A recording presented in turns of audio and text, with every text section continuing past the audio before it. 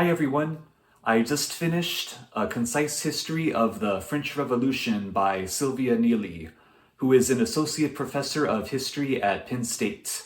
This book is absolutely packed with information, in just 250 pages detailing so many notable people and events that occurred in France, from the 1770s to the early 1800s. But it's often tough to read due to the density of information and scholarly writing style. The origins of the revolution were rooted in a mixture of a failing taxation system, food riots, a general distrust in King Louis XVI and his wife Marie Antoinette, an inefficient army which often sided with the populace, ineffective attempts to reform and introduce new governmental institutions, and several more factors. Despite how promising revolutions sound, the resulting power struggles and vacuums often result in horrific unintended consequences.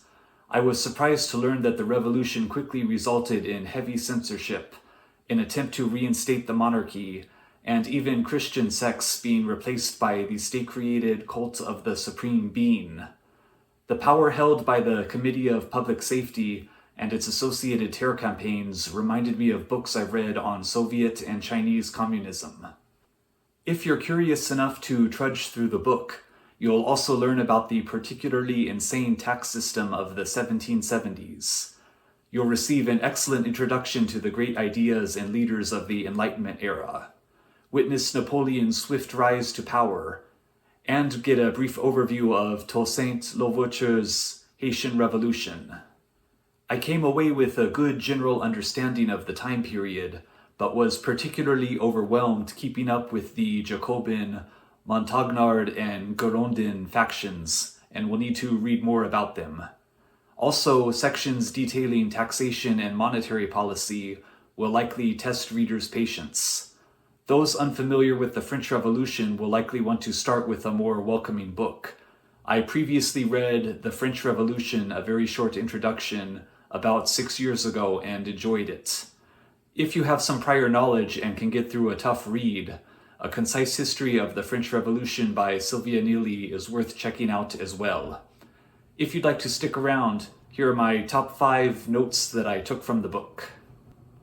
Number 1, from pages 58 and 59, What is the Third Estate? Abbé Sieyes's pamphlet from 1789, What is the Third Estate?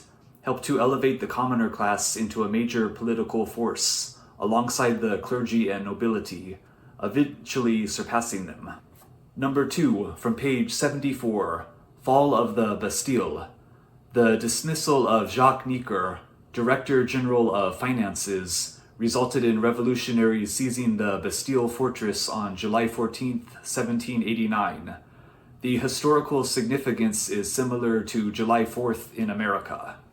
Number 3, from page 89, Origin of the terms right and left in politics.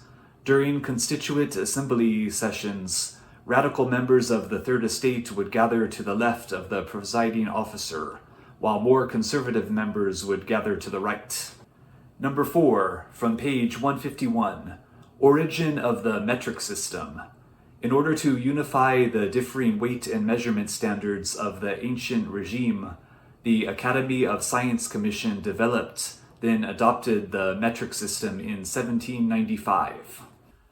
And number 5, from pages 212 and 213, The Cult of the Supreme Being.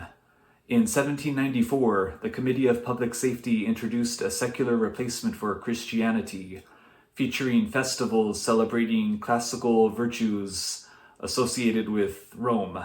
By 1801, Catholicism was once again the official, but not exclusive, religion of France.